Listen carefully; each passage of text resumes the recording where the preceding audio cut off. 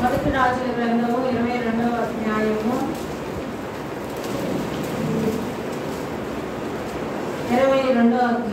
14వ వచనం చదువుతాం.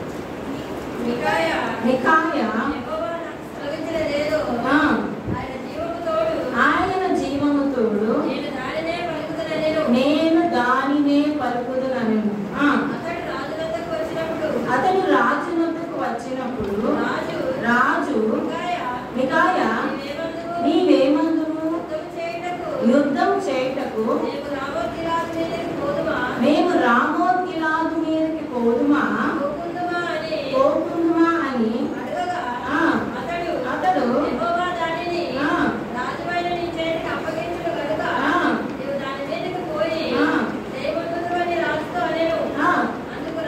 అందుకు రాజు నీ చేత ప్రమాణం చేయించి యెహోవా నామమును బట్టి నిజమైన మాటలే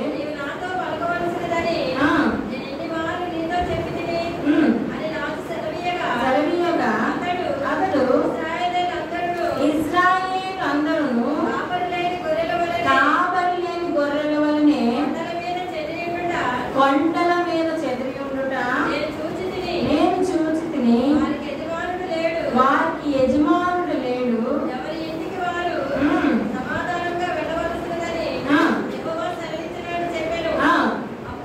అప్పుడు ఇశ్రాయేలు రాజు యెహోషాపాతును చూచి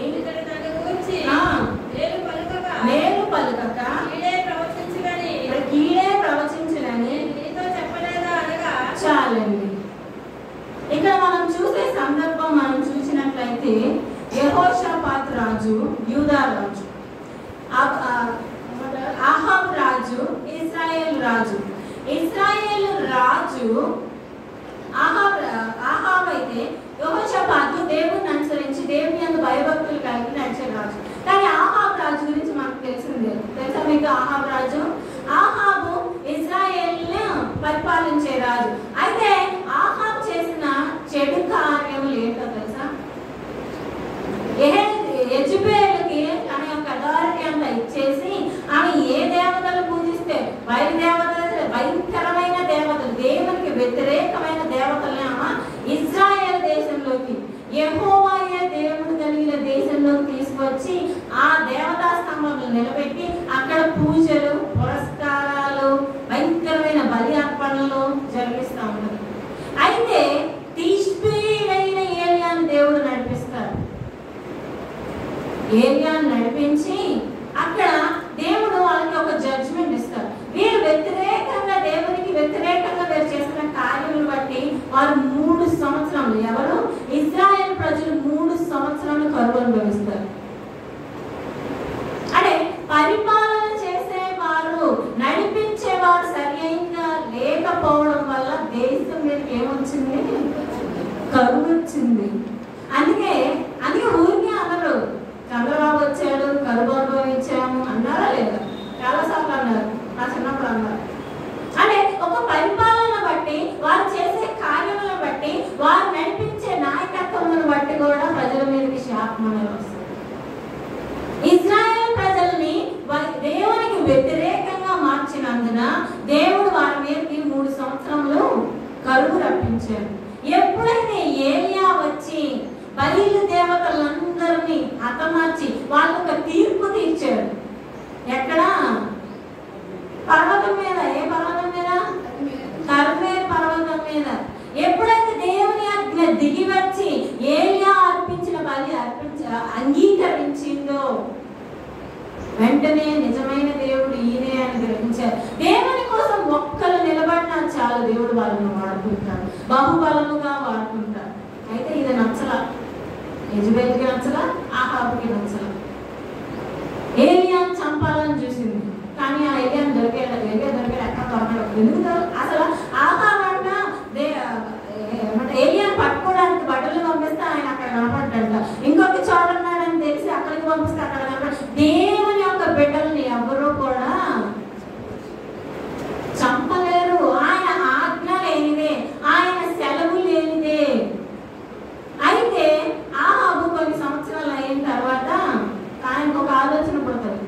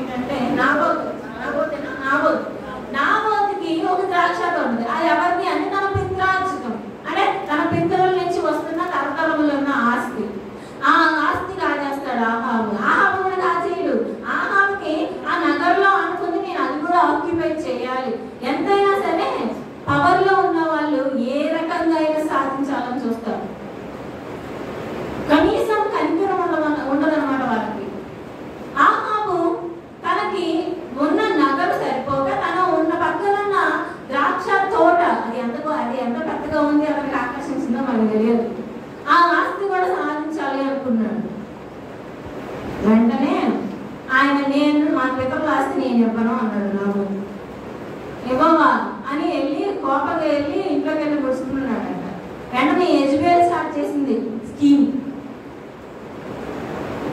బలవంతంగా అతన్ని చంపించి ఆ ఆస్తి వసూలు చేస్తుంది. వెంటనే ఏలియా వచ్చేస్తాడు. నీవు దేవునికి వ్యతిరేకంగా చేసే ఈ కార్యమును బట్టి దేవుడు నిన్ను నీ కుటుంబాన్ని కంప్లీట్ గా, నువ్వు ఎక్కడైతే నాబోతు చనిపోయాడు అక్కడే నీ శవము కుక్కలు నాకుతాయి ఖచ్చితంగా ప్రవచించారు. వెంటనే ఆహాబు పశ్చాత్తాపడ్డాడంట. మీరు ఒకసారి చదవండి 21వ అధ్యాయము.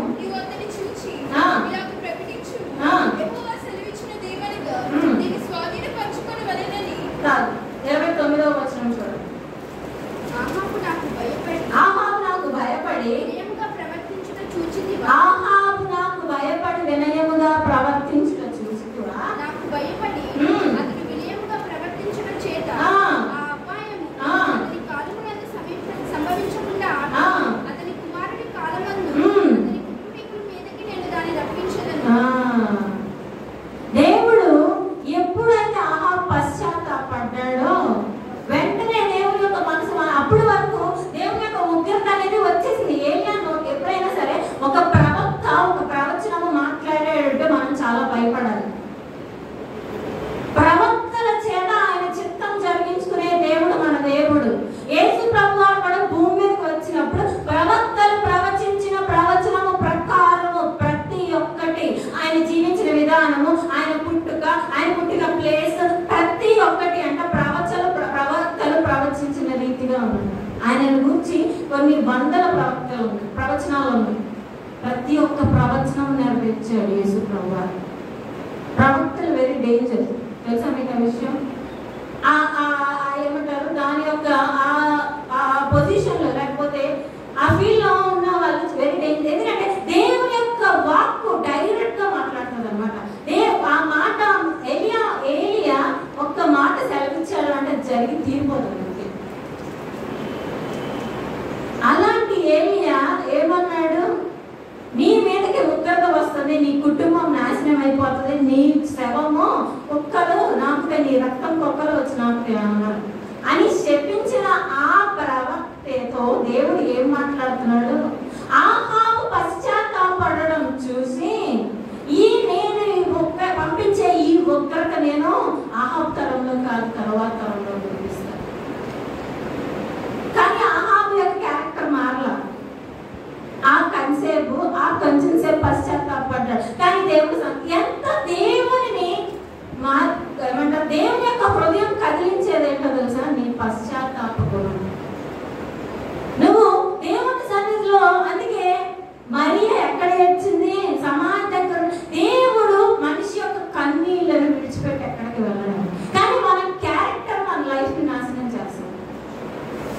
ఆహాబు మీదకి ఒక ప్రవచనం వచ్చేసింది, అతడు ఇలాగా చనిపోవాలి అంతే నిర్ణయం. He is doomed for destruction. అతనికి ఏమంటే తన డెస్టినీ ఏంటంటే తన డిస్ట్రక్షన్. కానీ పశ్చాత్తాప పడిన వాడు ఏమన్నా తమ పాపములు మనం ఒప్పుకునే ఆయన నీతిమంతుడు కాక మన పాపములు క్షమించి మనల్ని ఏం చేస్తాడు? పవిత్రులుగా సమస్త దుర్నీతి నుంచి మనల్ని పవిత్రులుగా చేస్తారు. పవిత్రపరచడానికి దేవుడు కనికరిస్తున్నాడు. కానీ అతని కనికరం పనికిరాట్లా. ఆహాబు యొక్క క్యారెక్టర్ ఏంటి? దోచుకోవడమే పని, ఇల్లీగల్ గా, కరప్టివ్ గా, నాశనానికి పుత్రుడు ఆహాబు. అయితే ఈ ఆహాబు ఎవరితో కలుసుకున్నాడంట? యెహోషాపాతు రాజుతో ఐక్యం. ఎంత యెహోషాపాతు రాజు పని అంట, సింహాసనం మీద ఉన్న దాని స్వభావం ఏంటి? అంతేనా కాదు? ఆహాబు దేవుని యందు భయభక్తులు కలిగిన రాజు, యెహోషాపాతు రాజు. ఆయనతో కలిసి యుద్ధానికి సిరియన్ల మీదకి వెళ్దాం అనుకున్నాడు. ఎందుకని అంటే రామోగిలాదు ఇజ్రాయేల్ యొక్క ప్లేస్. ఇప్పుడు మొన్న చైనాకు పోయిన సంవత్సరం 2019లో జరిగింది కదా, చైనాకి ఇండియాకి వార్. అలాగే రామోగిలాదు అనేది ఒక ప్రదేశం. అది ఎవరు ఆక్రమించారంటే సిరియన్లు ఆక్రమించారు.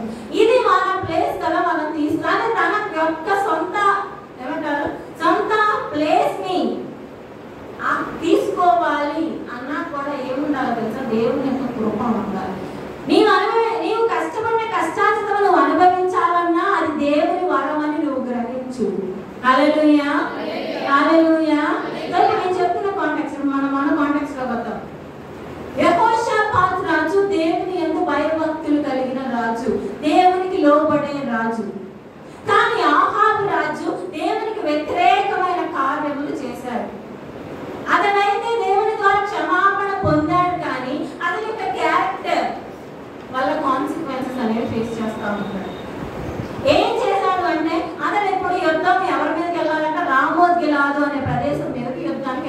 అనుకుంటున్నాడు.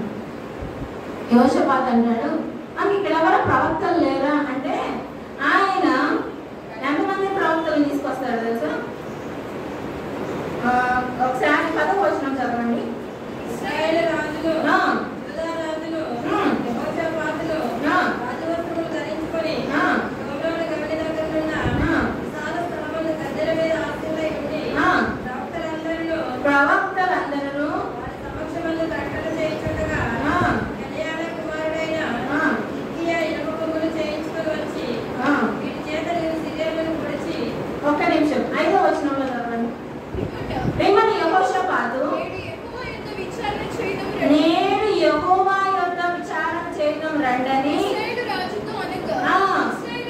ఇశ్రాయేలు రాజు దాదాపు 400 మంది ప్రవక్తలను పిలుచుకొచ్చారు. ఎవరు? ఇశ్రాయేలు రాజు. ఇశ్రాయేలు రాజు అంతమంది ప్రవక్తలను పిలుచుకువచ్చినా సరే యెహోషాపాతుకు తేడా కొట్టింది. యెహోవా పేరును విచారణ చేసేవారు ఎవరు లేరా? ఇలాంటి ప్రవక్తలందరినీ తీసుకొచ్చావు. వీళ్ళందరూ ఎవరు ప్రవక్తలు? దేవుని నామం మీద ప్రవచించే ప్రవక్తలు కాదు. యెహోవాను ఆశ్రయించే ప్రవక్తలు కాదు వీళ్ళు. వెంటనే యెహోషాపాతు వీళ్ళందరూ కాదు, యెహోవా నామమున ప్రవచించే వారు ఇక్కడ ఎవరు లేరా అనగానే ఆహాబు అంటాడు. ఆహాబు మనం చూసినట్లయితే 9వ వచనం అప్పుడు ఇశ్రాయేలు రాజు ఇమ్లా కుమారుడైన మిఖాయాను అయితే అతను ఏమని ప్రవచిస్తాడు అంటే 8వ వచనం చూస్తే అందుకు ఇశ్రాయేలు రాజు ఇమ్లా కుమారుడైన మిఖాయా అని ఒకడు ఉన్నాడు, ఆయన ఒక్కడు మాత్రమే యెహోవా నామమున ప్రవచించేవారు, మిగిలినందరూ అబద్ధ ప్రవక్తలని కాదు. ప్రవక్తలు ప్రవచిస్తారు కానీ వారి దేవతలు వేరు, వారు ఆశ్రయించే దేవుడు వేరు, వారి నామము వేరు, వారు కీర్తించేది, వారు ఆశ్రయించేది, వారు ఆరాధించేది హల్లెలూయా. కానీ యెహోవా నామం మీద ప్రవచించేవారు ఒక్కరే. ఎవరంట? మిఖాయా అంట. అయితే ఆ మిఖాయా ఎందుకు ఇష్టం లేదు? ఆహాబు చదవండి ఒకసారి. అతని ద్వారా యెహోవా యొద్ద విచారణ చేయవచ్చును గాని అతడు నన్ను గూర్చి మేలు ప్రకటింపగా ప్రకటించును గనుక అతని యందు నాకు ద్వేషము కలదని యెహోషాపాతుతో అనగా చాలండి. యెహోవా నామం అంటే భయభక్తులు వెళ్ళేవాడు యెహోవా నామమునే ఆశ్రయిస్తారు. ఏది మేలు జరిగితే, ఏది మంచి ప్రవశిస్తే అది మంచోళ్ళు కాదు. దేవుని చిత్తమేదో గ్రహించి దాని చెప్పున నువ్వు అనుసరించినప్పుడు నీకు ఏ కీడు ఏ అపాయము నీ మీదకు రాదు. ఆహాబు కంట దేవుని యెహోవా నామం ప్రవచించే ప్రవక్తలు ఇష్టం లేదంట. ఎందుకనంటే అతనికి వ్యతిరేకంగా ప్రవచిస్తున్నారంట. ఎందుకు అతను యెహోవాకు వ్యతిరేకంగా ప్రవచించాలి? అతను చేసిన కార్యముల వల్ల. దేవుని అంటే ఫస్ట్ ఏంటి అంటే ఇశ్రాయేలు దేశము దేవుని యొక్క సొంత జనాంగము. యెషయా గ్రంథంలో ఉంటది, నా ప్రథమ కుమారుడు, ప్రథమ సంతానము ఇశ్రాయేలు జనాంగము. ఇతని కోసం అంట భూమి జనములను కూడా అమ్మేస్తాడంట దేవుడు. అంత శ్రేష్టమైన జనాంగంలోకి విగ్రహారాధన తీసుకొచ్చాడు ఆహాబు. తీసుకువచ్చి అతను చేసిన పనులకు ఏమన్నా పశ్చాత్తాప పడకపోగా ఏమన్నా యెహోవా ప్రవక్తల మీద ద్వేషం పెట్టుకున్నాడంట ఆహాబు. మనము కూడా మనకు మంచి చేసేవారంటే చాలా ఇష్టం. మంచి మాటలు 4 చెప్తే మనం చాలా ఆనందపడిపోతాం.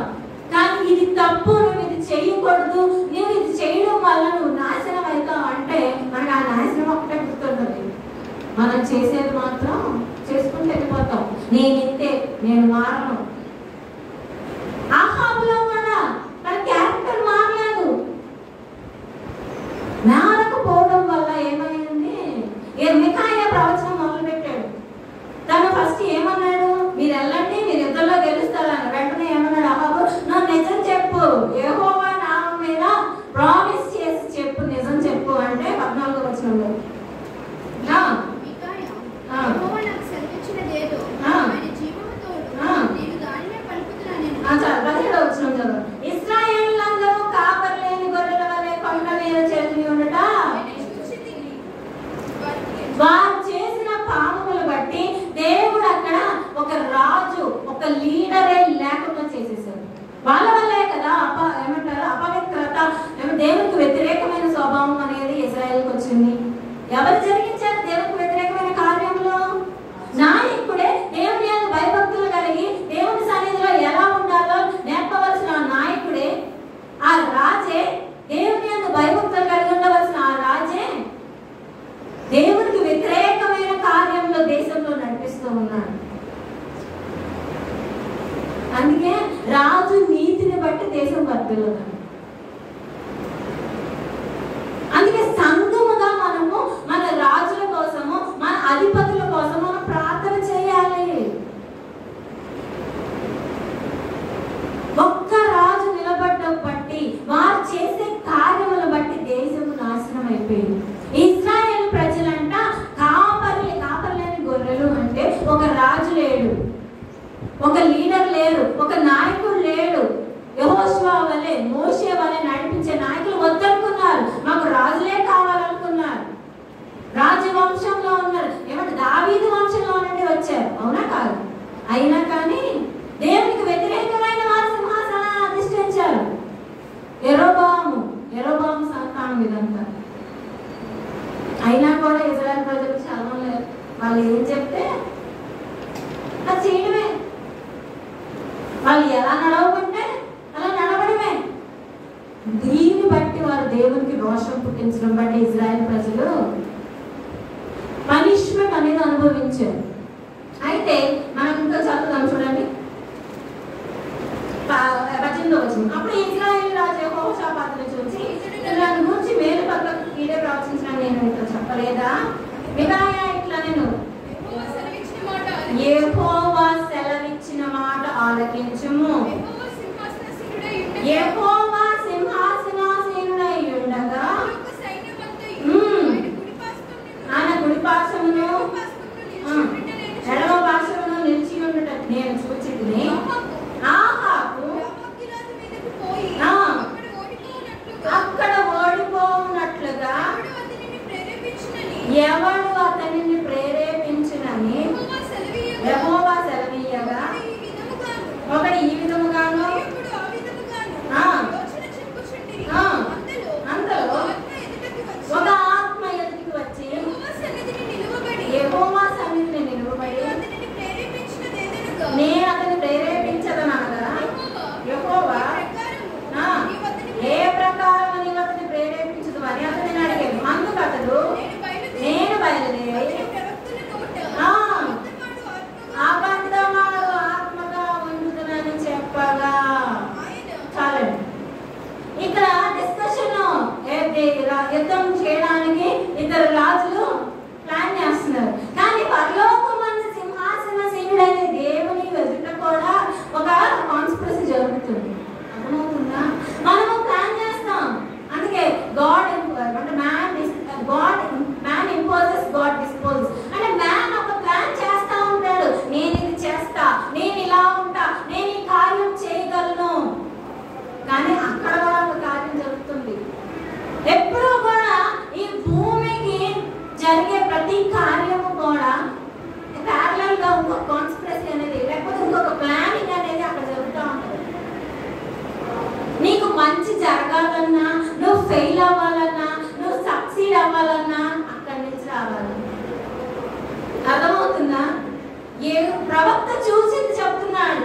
ఏమనంటే మనం చూసినట్లయితే యెహోవా సెలవిచ్చి మాట ఆలకించుము. యెహోవా సింహాసనాసీన అంటే పరలోక రాజ్యంలో ఒక కార్యక్రమం జరుగుతుంది నీ మీద. ఆహాబు నీ మీద ఒక కార్యం జరుగుతుంది. ఏమనంటే ఆహాబు ఎక్కడికి ఎక్కడికెళ్తాడంట? రామగిలాదు మీదకి ఎక్కడా అక్కడ ఓడిపోవాలి. ఎవరన్నారు ఆ మాట? యెహోవానే అన్నాడు. అంటే నీవు చేసే ప్రతి పనికి కాన్సిక్వెన్స్ ఉంటుందని నువ్వు మర్చిపో.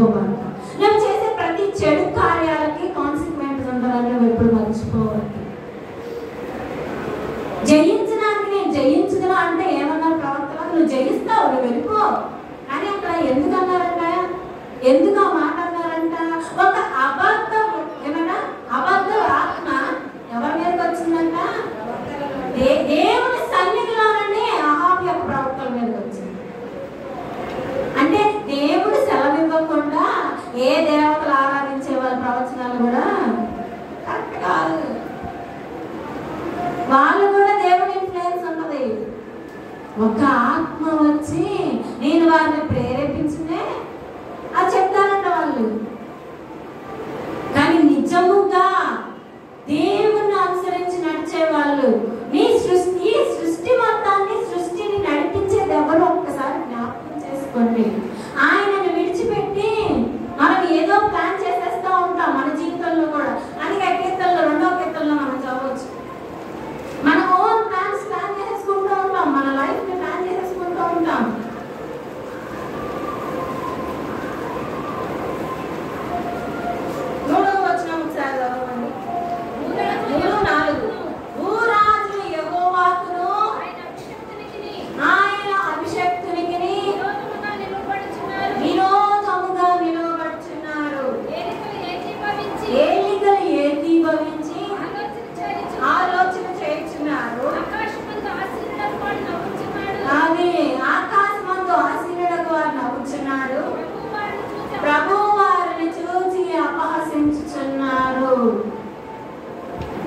ప్రవక్తలైన వారిని ముట్టవద్దు, దాన్ని అభిషేకించిన వారిని ప్రవక్తలను నాశనం చేయవద్దు, దాన్ని అభిషేకించిన వారిని ముట్టవద్దు అనడం.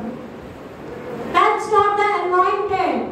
కానీ ప్రవక్తల్ని చంప చూడాలని, దేవుని నామమున ప్రవచించే వారిని మనం చంపాలని చూశారు. యెజబెల్ అయితే ఏరియాని ఏమంటే రేపు ఈ టైంలో నీ తల తీసేయకపోతే నా పేరు మార్చుకుంటాను. దేవునికి వ్యతిరేకంగా ఏదైనా కుట్ర చేసి నేను ఏమన్నా ఆకాశమందు ఆసీనుడైన వాడు నవ్వుచున్నాడు.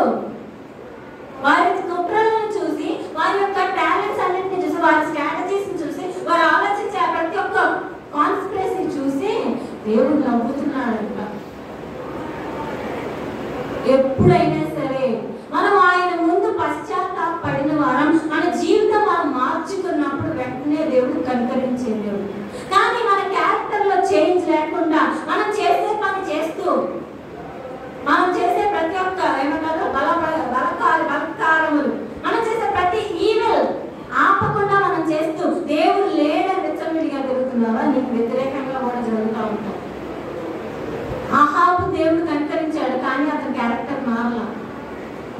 దేవుని ఆశ్రయించకుండా వేరే ప్రవక్తలను ఆశ్రయించాడు దేనికోసము, యుద్ధంలో. కానీ దావీదు అలా ఉన్నాడా? ఏ యుద్ధానికి వెళ్ళానంట దేవుని సన్నిధిలో అడగకుండా వెళ్ళేవాడు కాదంట. దేవుని సన్నిధిలో దావీదు యుద్ధానికి వెళ్ళే ముందు అడిగితే ఎక్కడ దాక్కోవాలి, ఎక్కడ కాపు కాయాలి, ఎక్కడికి వెళ్ళి అటాక్ చేయాలి, ప్రతి ఒక్కటి దేవుడు దావీదుతో మాట్లాడేవాడు. తెలుసా? అందుకే దావీదు రాజైనా కానీ అతను ప్రవక్త అంటారు. మనము ఎవరి దగ్గర వెతుకుతున్నాం? మన పరిస్థితి ఏంటి? పశ్చాత్తాపడ్డాడు, కానీ తన జీవితాన్ని మార్చుకోలేకపోయాడు, తన డెస్టినీ మార్చుకోలేకపోయాడు. వెళ్ళి యుద్ధం ప్రకటించేసేసి రామోత్కిలా సంపాదించుకుందాం అనుకుంటున్నాడు. కానీ ఎవరిని ఆశ్రయిస్తున్నాడు? ఇంకా అబద్ధ ప్రవక్తల్ని, ఇంకా లోకంలో ఉన్న వారిని, ఇంకా మనకు గొప్పగా కనిపించే వారిని ఆశ్రయిస్తున్నారు. కానీ నిజమైన దేవుడు యెహోవాని మాత్రము ఆహాబు తన నోటితో ఏనాడు పలకలేదు.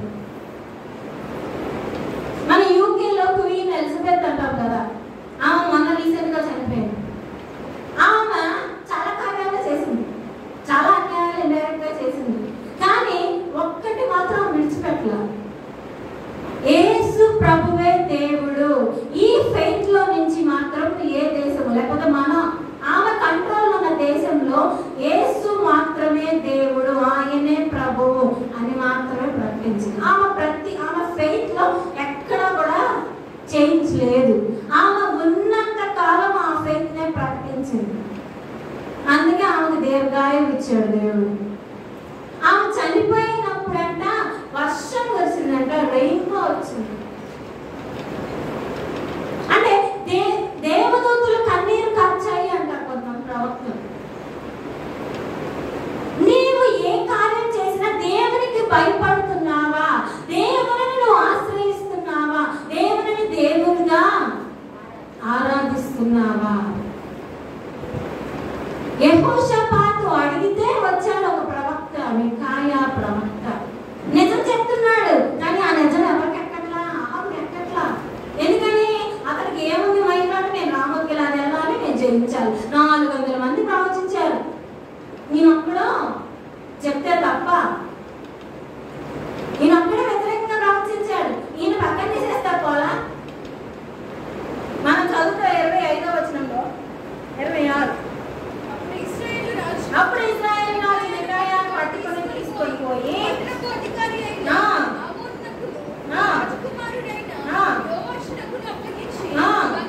బందీ గృహంలో ఉంచండి. ఎవరినంట? మిగిలిన 400 మంది అబద్ధ ప్రవచనం చెప్పినా గానీ వారు మాత్రం గొప్పలంట, వాళ్ళు మాత్రం మంచోళ్ళంట. దేవుని సన్నిధిలో నిజము చూసి చెప్పినందుకు మికాయా ఎక్కడున్నాడు? మనకి నిజము తొందరగా డైజెస్ట్ కాదు. మనము ఇది తప్పు, ఇది నిజమైనది కాదు అని అంటే మనకి ఎవ్వరికి ఇష్టం ఉండదు. మన పాపములు మనం ఒప్పుకోవాలి, మనం చేసే, మనం నడిచే ప్రవర్తన మంచిది కాదు అంటే నచ్చదు మనకి. అందుకే అనేక మంది ప్రవక్తలు దేవుడు పంపించాడంట భూమి మీదకి ఇశ్రాయేలు రక్షించిన. ప్రవక్తలందరినీ చంపేసిన నేరము వాళ్ళ మీద ఉంది. ఇది కాదు సరిపోదని తన సొంత కుమారుని పంపించాడంట, కానీ సొంత కుమారుని కూడా చంపేశాడంట. ఆ యొక్క అపరాధం కూడా, ఆ దోషము కూడా ఏమన్నారు? ఆ అపరాధం మా మీదే ఉందని అండి. పిలాతు అన్నాడు, ఈ అపరాధం నా మీద వద్దంట. ఆ అపరాధం యేసు చంపిన అపరాధం కూడా మా మీదే, మా పిల్లల మీద ఉండలేవాడు, కానీ ఆయన చంపండి. దేవుడు ఎప్పుడూ కూడా తన యొక్క ప్రవక్తలను పంపించి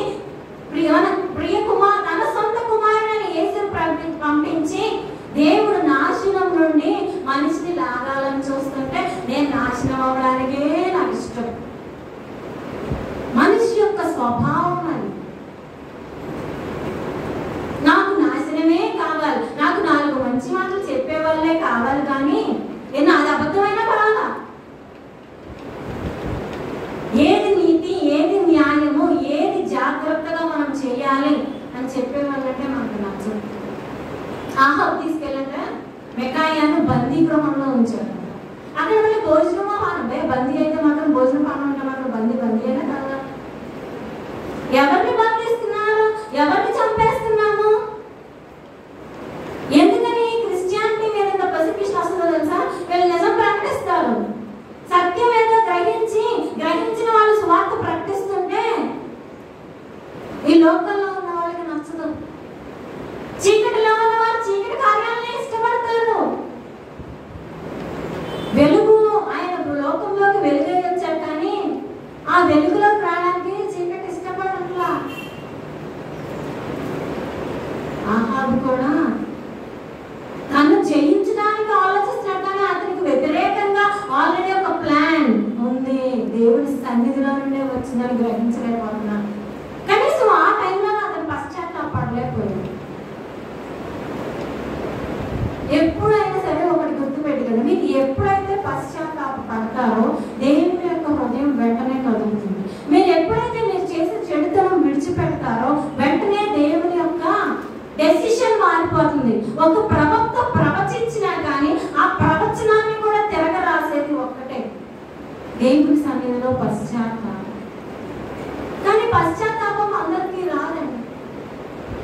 సౌలు కూడా పాపం చేశాడు, దేవుడు ముట్టవద్దన్నది ముట్టుకున్నాడు, కానీ పశ్చాత్తాపడలా. సమయాల అంగి లాగాడంట, లేదు లేదు ఇలా వద్దు వద్దు, కానీ తన హృదయం మారలా. ఏమైంది? సౌలు తన సొంత నాశనం తానే కొని తెచ్చుకున్నాడు. తన తనములు లాజేయమన్నాడు సౌలు, కానీ ఎవరు ఎన్నుకున్నాడు? దేవుడు యూదా వంశంలో నుండి దావీదును ఎన్నుకున్నాడు. ఆలోచన చేద్దాం, నీ దేవుడు ఎటువంటి వాడు? నువ్వు అవలంబించే దారి ఎటువంటిది? నువ్వు తీసుకునే డెసిషన్స్ ఎటువంటివి? నువ్వు ఆశ్రయించేది ఎవరిని? ఎవరిని ఆలోచించి ఎవరి దగ్గరికి వెళ్ళి నీ డెసిషన్స్ నువ్వు తీసుకుంటున్నావు? అంత మంచిగానే కనపడుతుంది, కనిపించేదంతా మంచిది కాదు. All that glitters is not, వేసేదంతా బంగారం కాదు.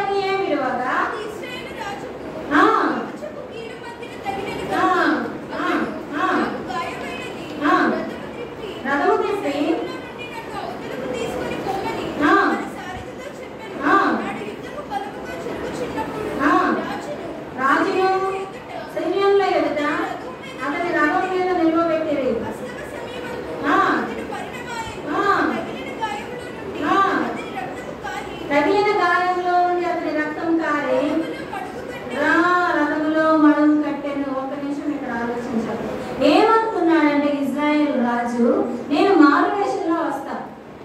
కనపడే యుద్ధంలో ఉన్న రాజు ఒక్కడే, ఎవరంటే యెహోషాపాతు రాజు. యెహోషాపాతు రాజు ఎవరితో వెళ్ళాడు? ఆహాబు రాజుతో యుద్ధానికి వెళ్ళాడు. కానీ ఎవరు నిలబడాలి అక్కడ? ఆహాబు రాజు అండగా నిలబడాలి, యెహోషాపాతు సపోర్ట్గా ఉంటాడు. కానీ ప్లేసులు మారిపోయినాయి. యెహోషాపాతు ఇశ్రాయేల్ రాజు అనుకుంటున్నారు, కానీ ఇశ్రాయేల్ రాజు ఎక్కడున్నాడు? సైన్యంలో దాక్కున్నాడు, మారువేషం వేసుకున్నాడు. అయినా మనం వెంటనే మనం ఎన్ని ప్లాన్లు వేసినా ఆ ప్లాన్ నుండి మనం తప్పించుకోలేము. అది మనం జ్ఞాపకం చేసుకోవాలి. మారు వేషంలో వెళ్ళాడంట, ఏ రకంగా తప్పించుకుని వెళ్ళిపోదామని. యుద్ధం భయంకరంగా ఉండడం వల్ల ఆయన రథంలో పెట్టి యుద్ధం చేస్తున్నాడంట సైన్యాధిపతి. వెంటనే ఏమైంది? అస్తమయం అవ్వగానే కాలు మడిమికి తగిలిందంటే ఆహాబుకి, మడిమికి తగిలిన గాయం వల్ల చనిపోయాడు ఆహాబు. ఆ రక్తం మడి కట్టిన దగ్గర కుక్కలు వచ్చి నాగినాడు. దేన్ని గెలుద్దామని వెళ్ళాడు? సిరియన్లు రామోత్ గిలాద్ అనే ప్లేస్ ఆక్రమించుకున్నా అది సంపాదించుకుందామని వెళ్ళాడు. ఎవరితో వెళ్ళాడు? దేవుని యొక్క భయభక్తులు కలిగిన యెహోషాపాతుతోనే వెళ్ళాడు. నువ్వు ఎవరితో అన్నా సంధి చేసుకో, ఎవరితో అన్నా ఫ్రెండ్షిప్ చేయి. నీ హృదయం దేవుని సన్నిధిలో సరైనదిగా లేకపోతే నీకు రావాల్సిన అపాయం వచ్చింది. అంతే. దేవునిగా నువ్వు ఆరాధించినప్పుడే, దేవుడు నిజమైన దేవుడు, నిన్ను సృష్టించింది, సమస్తాన్ని నడిపించేది ఆయనే అని నువ్వు లోబడినప్పుడు మాత్రమే నీ జీవితంలో మేలు కలుగుతుంది. నీ జీవితంలో నాశనం అనేది రాదు. కానీ రాజుగా నిలబడ్డాడు యెహోషాపాతు. యెహోషాపాతుకి ఏమన్నా అయిందా? దాని గురించి ఏం రాయబడలా. యెహోషాపాతు యుద్ధంలో ఓడిపోయాడు, కానీ వెనక్కి వెళ్ళిపోయాడు. అర్థమైంది ఆహాబుతో మనం పెట్టుకోకూడదు అని. మీ తర్వాత చదివితే ఆహాబు కుమారుడైన ఆమజ్యా ఉన్నప్పుడు ఆమజ్యా యెహోషాపాతుతో పొత్తు కలుపుకోవాలని చూస్తాడు. వెంటనే యెహోషాపాతు నాకొద్దు, నీ క్యారెక్టర్ ఇవాళ కాకపోతే రేపన్నా బయటపడుతుంది. అర్థమవుతుందా? కానీ నువ్వు దేవుని యందు భయభక్తులు కలిగి నువ్వు నీతి న్యాయం అనుసరించినప్పుడే నీ జీవితంలో నీ బ్రతుకు దినములన్నీ నెమ్మది కలిగి జీవిస్తావు. నీకు అపాయం వచ్చినా నువ్వు ఎవరిని ఆశ్రయించాలి? నీ దేవుని నువ్వు ఆశ్రయించాలి. అప్పుడే నీ కుటుంబంలో, నీ జీవితంలో నీకు నెమ్మది కలుగుతుంది. ఆహాబు రాజు అలా చనిపోయాడు, కానీ యెహోషాపాతు రాజు ఎలా చనిపోయాడు మీరు ఒకసారి చదవండి. 44వ వచనం. యెహోషాపాతు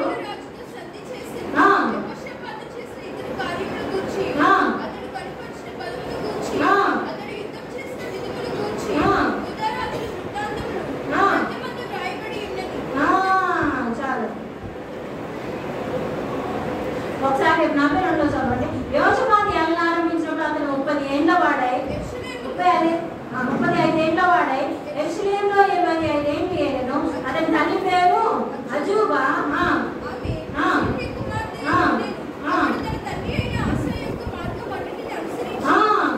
యెహోవా దృష్టికి అనుకూలంగా ప్రవర్తించు వచ్చెను. ఎవరు ఈ రాజు? యెహోషాపాతు యెహోవా దృష్టికి అనుకూలంగా ప్రవర్తించు వచ్చాడు కాబట్టే అతని జీవితంలో నెమ్మది. అతనికి ఉన్న ప్రతి ఏమంటే ఇప్పుడు యుద్ధంలోకి వెళ్ళారండి, ఆ రాజు కూడా చనిపోవచ్చు కదా. ఆహాబు రాజుతో పాటు అతను కూడా మరణమైపోయి సిరియన్ల మీద రావచ్చు కదా. నువ్వు ఎక్కడున్నా నీకు రక్షణ కావాలంటే నీ రక్షకుడు ఎవరో నువ్వు గుర్తించు. నీ దేవుడు గొప్ప దేవుడు, నేను ఆయన్నే ఆశ్రయిస్తాను అని నువ్వు జ్ఞాపకం చేసుకో. నువ్వు ఆ విషయం మీద నీకున్న విశ్వాసం మీద దృఢముగా నిలబడు. క్రీస్తునే బండపై నువ్వు కట్టుకోవాలి. బండ మీద కంటే ఏమొచ్చినాయి అంట? వాన కురిసెను, వరదలు వచ్చెను, తుఫాను రేగ ఇంటి మీద కొట్టిందంట. కానీ ఆ బండ స్థిరముగా ఉన్నందున అది కూలిపోలేదు. శ్రమలు సమస్యలు అనేవి రాకుండా ఉండవు. కానీ నీ యొక్క బండ ఎవరు?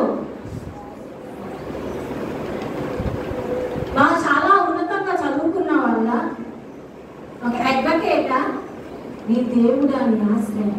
నువ్వు ఎవరి మీద ఆధారపడుతున్నావు? ఎవరి మీద ఆధారపడి నీ జీవితంలో డెసిషన్స్ అనేవి నువ్వు తీసుకుంటున్నావు? పరిస్థితులను చూసి ప్రెషర్ తట్టుకోలేక సిచ్యువేషన్స్ కి చూసి డెసిషన్స్ తీసుకుంటున్నావా? నీ దేవుని మీద ఆధారపడు. అందుకే ఉండదు, సామెతల గ్రంథంలో ఉండదు కదా, ఏమంటా? నీ పూర్ణ హృదయముతో యెహోవాను ఆశ్రయించు.